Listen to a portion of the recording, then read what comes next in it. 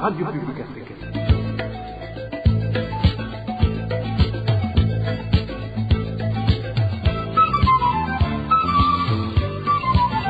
Radio Publique Africaine.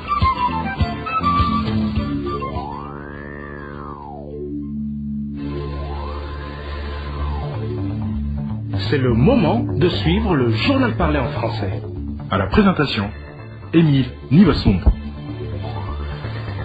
Nous sommes le 6 juillet 2022. Au sommaire de cette édition, 131 cas d'assassinat dans le pays au cours des 6 derniers mois. La RPA a fait un bilan semestriel que vous allez suivre à la fin du journal. Nous allons également vous parler des riziculteurs de Manda qui réclament la suppression des taxes supplémentaires leur imposées par la commune pour chaque sac de riz. Et en Tanzanie, le HCR demande aux autorités de ne pas exiger un rapatriement forcé aux réfugiés. Et voilà pour les titres. Le développement, c'est tout de suite. Page et droits de l'homme pour commencer. Après lui avoir refusé la permission d'aller se faire soigner, la direction de la prison centrale d'Ongozi a finalement dépêché André Ndagijimana à l'hôpital d'Ongozi la nuit dernière. Les responsables de la prison auraient eu peur de la détérioration de la santé de ce détenu, selon les informations en provenance de cette prison. À l'hôpital où il est alité, ce militant du parti CNL passe tout son temps à hurler. Avec des jambes enflées à cause de la carence de sang dans son corps, André Ndagijimana est dans l'ultime besoin d'un garde-malade selon nos sources qui affirment qu'actuellement il ne mange rien. Pour le moment, il bénéficie uniquement de la perfusion du sang. Au sein des défenseurs des droits de l'homme, l'on dénonce le comportement inhumain des responsables des maisons carcérales. Selon Jean-Claude Niburumonsi, chargé des questions juridiques au sein de la CAT Burundi, le directeur de la prison d'Ongozi et le gouvernement du Burundi sont responsables de la santé de ce détenu. L'accès aux soins de santé pour les personnes privées de liberté est un droit et non une faveur. Il est garanti par la loi portant régime pénitentiaire du Burundi, les règles minimales des Nations Unies pour le traitement des personnes détenues.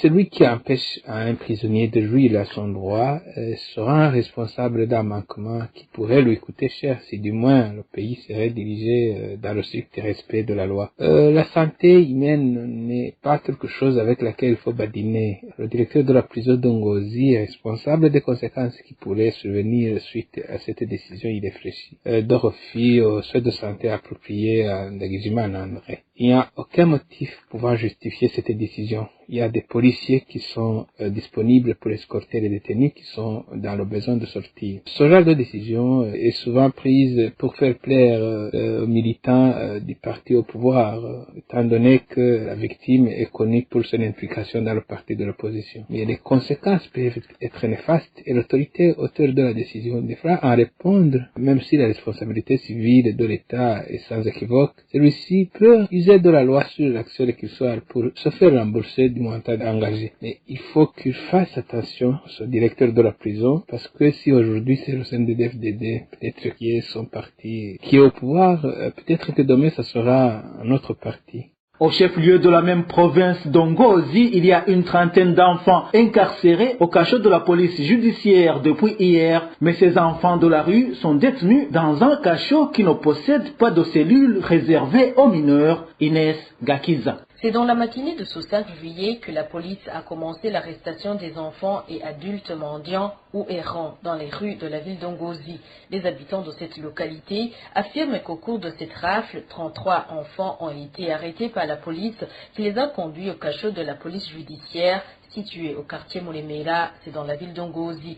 C'est au moment où les informations en provenance de la police indiquent que dans ce cachot, il n'y a pas de cellules réservées aux mineurs. En cas d'arrestation de mineurs, ils sont souvent enfermés dans les cellules réservées aux adultes. Ainsi, les garçons sont mis dans la cellule des hommes et les filles sont enfermées dans celle des femmes.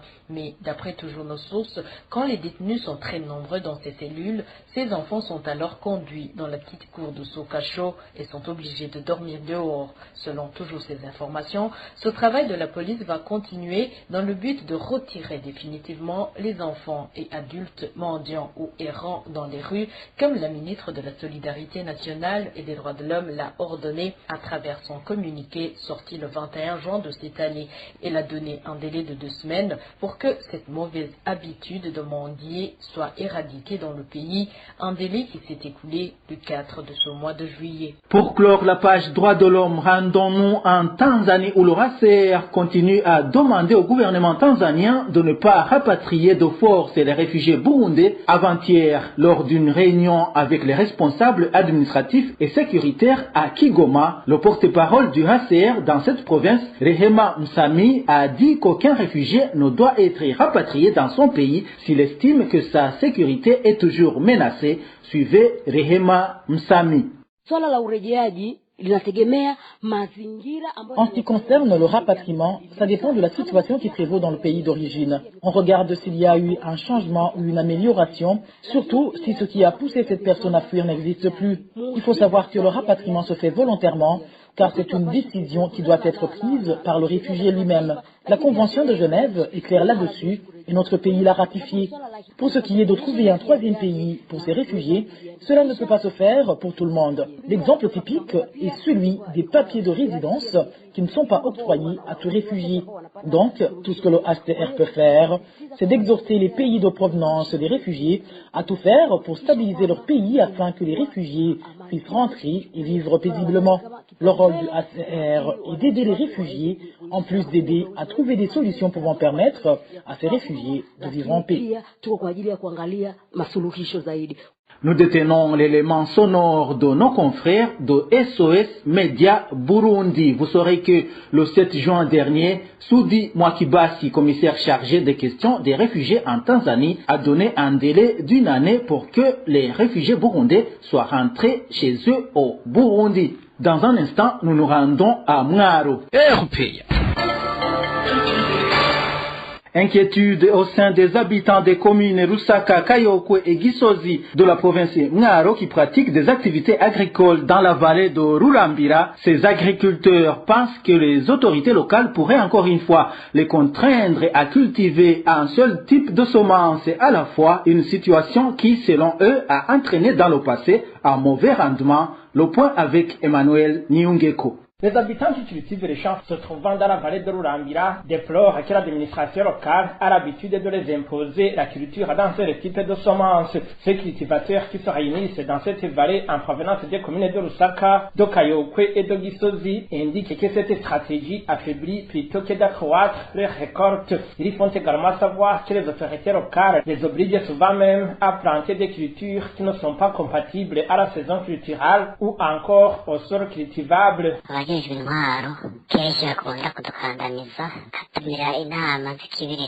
Les autorités territoriales convoquent des réunions actives et prennent des décisions dont ils veulent nous aider à mieux cultiver, alors que nous trouvons que ces mesures entraînent la régression. La dernière fois, ils nous avaient tous obligés à semer uniquement la pomme de terre. Cependant, il y a des parties où la patate douce et le maïs sont plus rentables. C'est comme s'ils nous rendaient impuissants. Cela arrive souvent et la dernière fois, nous avons connu la famine et la misère. Ces agriculteurs fustigent ce genre de mesures non rentables car, disent-ils, même si les autorités administratives expliquent que la vallée constitue une terre domaniale, la population y perd le peu de semences qu'elle avait eu du mal à épargner. Ce sont des mesures indiscutables. Ils nous disent que la vallée appartient à l'État et non à la population. Ils menacent les citoyens de leur retirer ces champs pour les donner aux autres. Cela veut dire que les personnes qui refusent de suivre ces instructions deviennent immédiatement des dissidents. Vous comprenez que c'est plus grave. Ces cultivateurs expriment donc leurs inquiétudes quant à des mesures éventuelles de ce genre, comme cela a été le cas pour les 2 dernières années. Ils demandent au gouverneur de la province de Mwaro de concerter la population avant de prendre des décisions qui peuvent compromettre leur survie. Je vous le disais dans les titres, les riziculteurs réunis au sein des coopératives Nyamabere et Kabamba en commune Mpanda de la province Bubanza s'insurgent contre les nouvelles taxes qui leur sont imposées par la commune. Ils font savoir qu'ils sont pour le moment contraints à payer 1500 francs pour chaque sac de riz, en plus des taxes payées à travers la SRDI. Le point avec Onésime de Chimaguizé. Les riziculteurs réunis dans les coopératives agricoles de Nyamabere et Kabamba indiquent qu'ils ne comprennent pas pourquoi ils sont obligés de payer doublement une taxe sur les récoltes. Ils précisent qu'ils n'ont même pas été informés sur le mobile de ces nouvelles taxes. Ils ont mis des barrières à chaque sortie des champs. Les riziculteurs doivent payer une taxe communale de 1500 francs pour chaque sac de riz. On n'était pas habitué à ce genre de taxe. Lorsque tu acceptes de payer une petite somme de 10 000 francs, 5 000, 4 000, 3 000 ou même 2 000, ils te laissent partir. Et quand on demande aux responsables de la SRDI pourquoi nous sommes obligés de payer une double taxe, ils répondent qu'ils n'en savent rien. Cette population fait savoir qu'elle n'avait aucun problème avec la SRDI, une société qui s'occupe de toute la chaîne de la production à la commercialisation du riz. C'est elle qui donne aux riziculteurs des semences sélectionnées, du fumier, des pesticides et s'occupe de l'irrigation des champs. Les riziculteurs précisent qu'ils n'avaient pas de problème quand il s'agissait de rembourser tous les services rendus par la SRDI.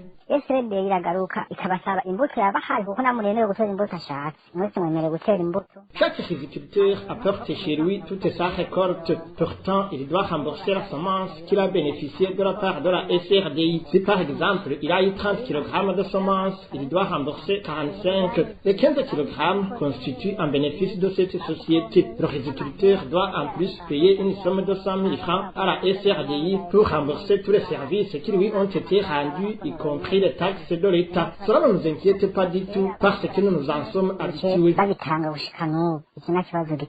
La rédaction de la RPA a essayé de joindre Nadine Nibitanga, administrateur de la commune Mpanda, pour de plus amples éclaircissements sur ces taxes qui inquiètent les riziculteurs de sa commune, mais sans y parvenir. Aujourd'hui, la semaine mère-enfant a démarré au Burundi. Le lancement des activités pour cette semaine a eu lieu dans la commune Ruyigi de la province Ruyigi. La première dame Angéline Ndaishimiye était présente. Le paquet de ces activités est l'administration de la vitamine A aux enfants de 6 à 59 mois dans 40 districts sanitaires du pays, le déparasitage à l'albendazole des enfants de 1 à 14 ans et les femmes enceintes du 2e et 3e trimestre de grossesse. Au cours de la semaine, il y aura aussi une sensibilisation sur la prévention contre la COVID-19 et la continuité des services de vaccination. La semaine mère-enfant se déroule 2 fois par an. La première a eu lieu au mois de janvier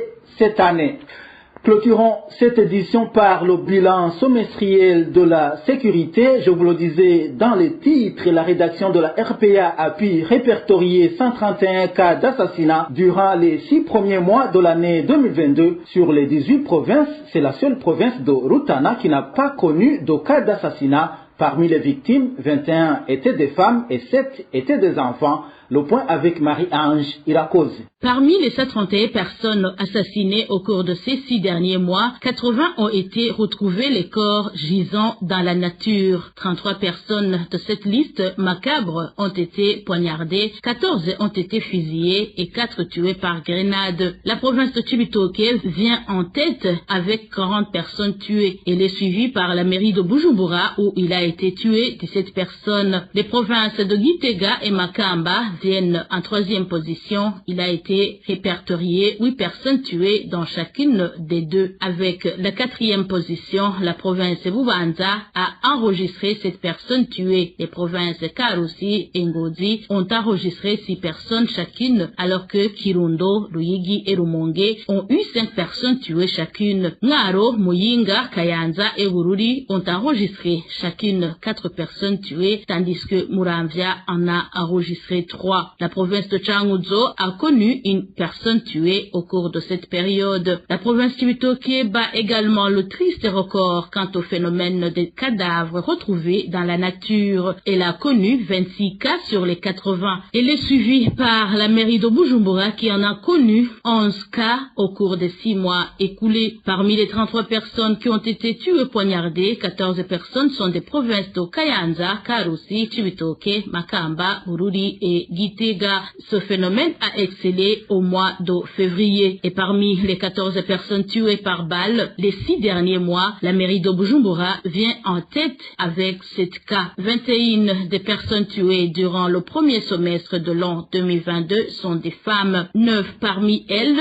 ont été violées avant d'être exécutées. De tels cas ont été recensés dans les provinces de Bururi, Bubanza et Karusi. 7 enfants ont été également tués durant cette période. Certains de ces enfants ont été découverts, les corps gisant dans la nature. Les autres sont morts poignardés. Voilà, c'est par ici que nous mettons un point final au journal du 6 juillet 2022. Merci à vous tous qui nous avez suivis. À la présentation, c'était Émile Nibasumba. Au revoir.